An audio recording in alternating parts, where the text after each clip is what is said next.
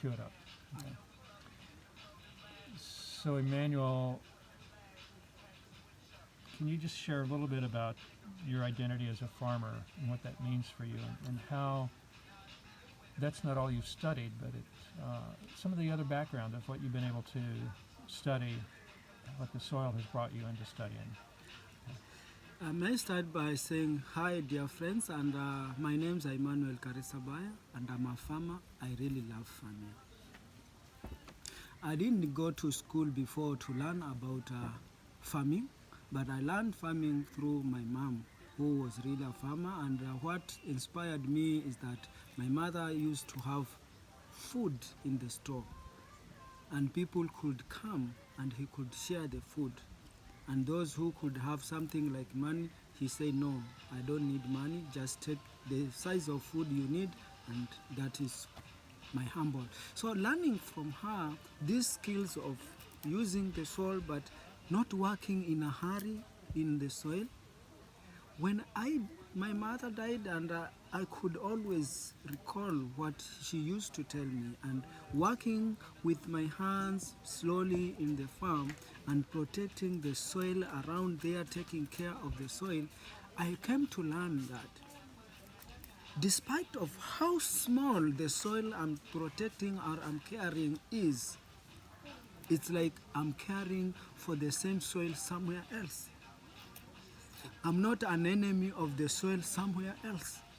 So what I've reaped or I have really got from the soil, first I did not even know go out of my own village.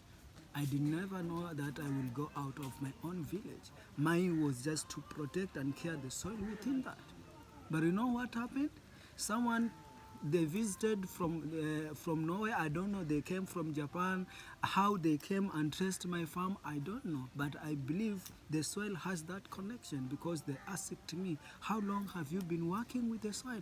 I said, it's my life. I love doing this. Did you go to school learning this? No. Do you want to go to school? Yes, I do. I will do a laugh. And then they make all the arrangements. And for the first time, I catch a plane. I've never took a plane, but I catch it. That was 2009, where I flew to Japan.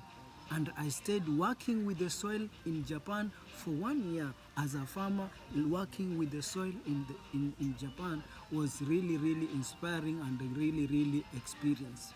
And that is how the soil connects me to the right people, to the right human beings, those who need to feel, and those, because how I say is that, like last time when I wanted to travel to the US, people said, you may not get a visa because US is very strict with visas.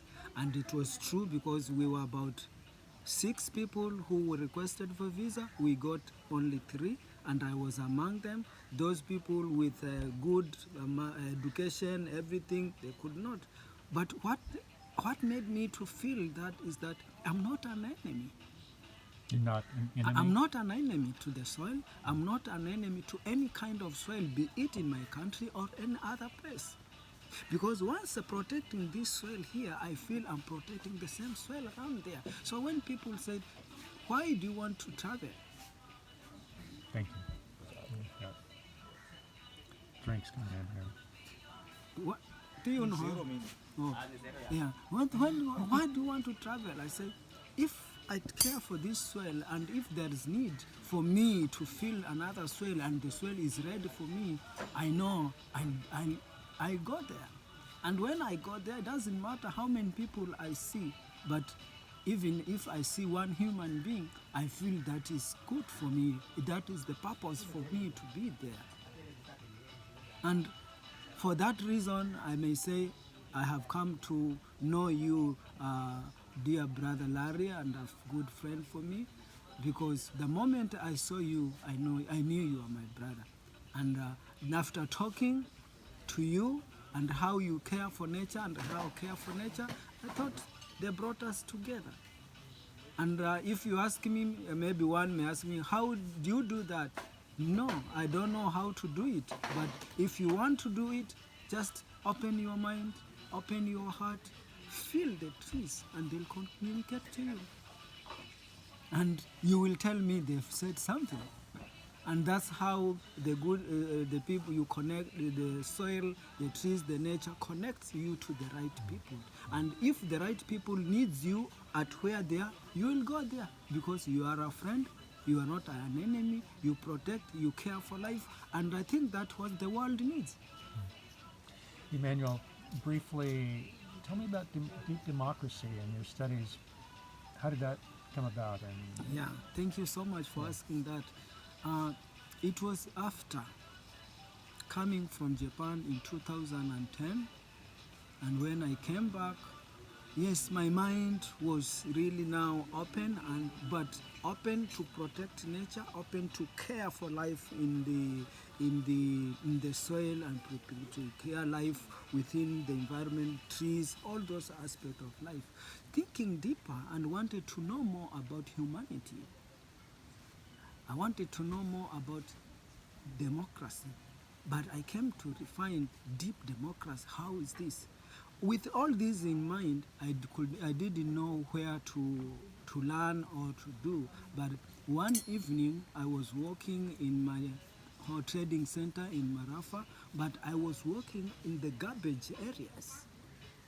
It is at that garbage area when I was looking how the garbage were, and trying to see the relationship between the garbage and the environment, and how this can, is there the danger between that. My eyes were caught by a small old newspaper, and I followed it, I take it, when it said deep democracy causes. And there was a telephone number, and when I called, they say, we have a seminar next week. So if you want to learn more about deep democracy, come. And it is when there I met Max and Ellen, who are my teachers in deep democracy. And I found them, they are human beings, and they are mentoring me, and what they speak and what they share and what they teach is to bring more humanity to the world, to bring more friendship and how to do business with knowing with each other.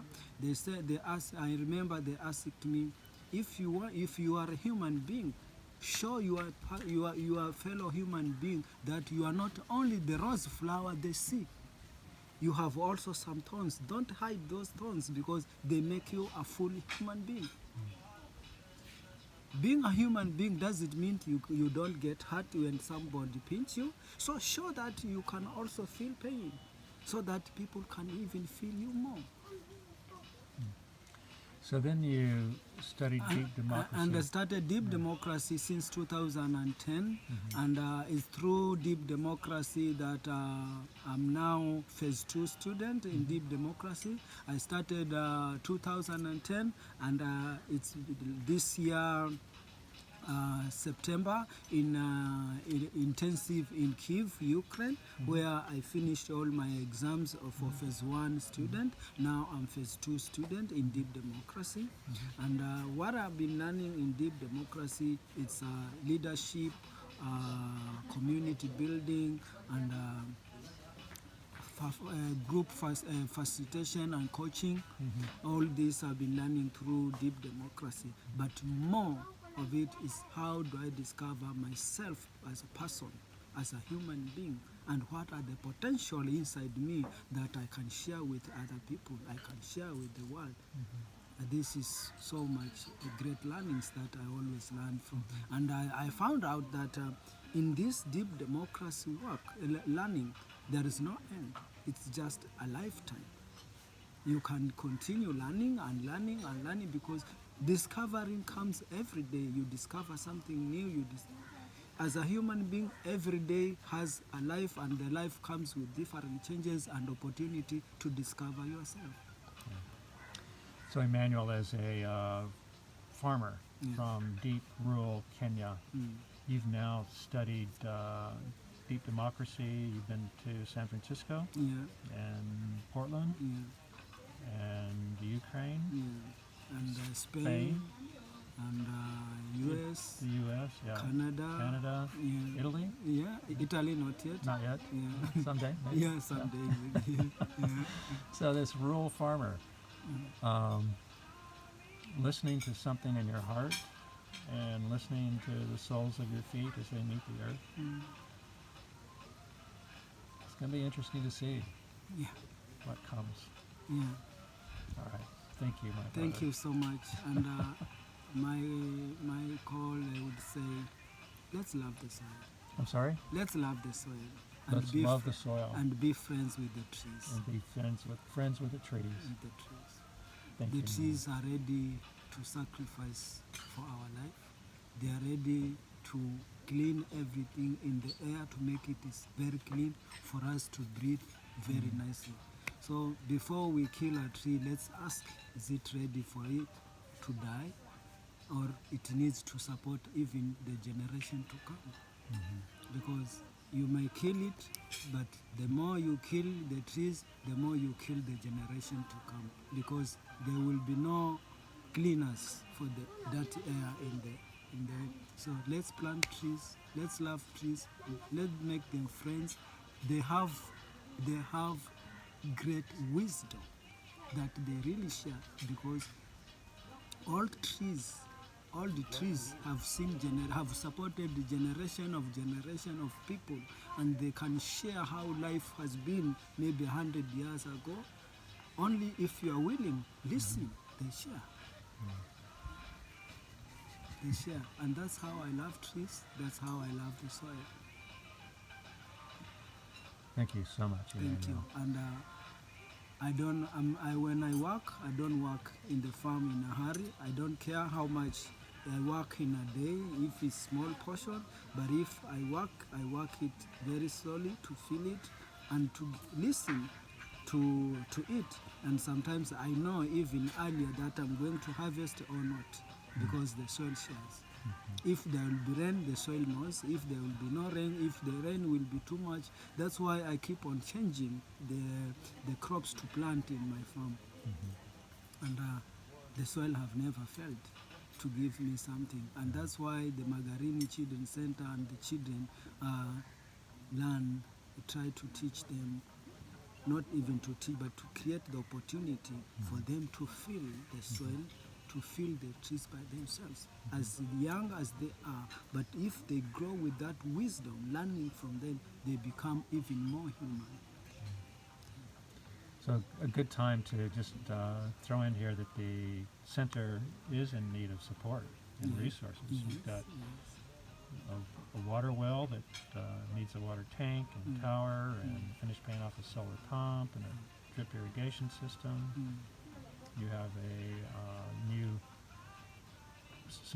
three new schoolrooms going up, a girls' dormitory for 100 girls that needs beds and bedding and such, furnishing, and walls in a classroom.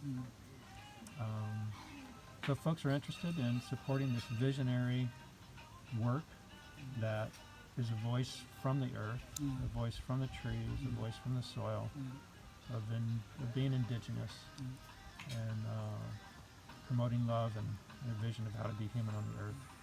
Support the Magarini Children Centre. Thank you. Thank you. Thank you. Thank you so much. I love you all.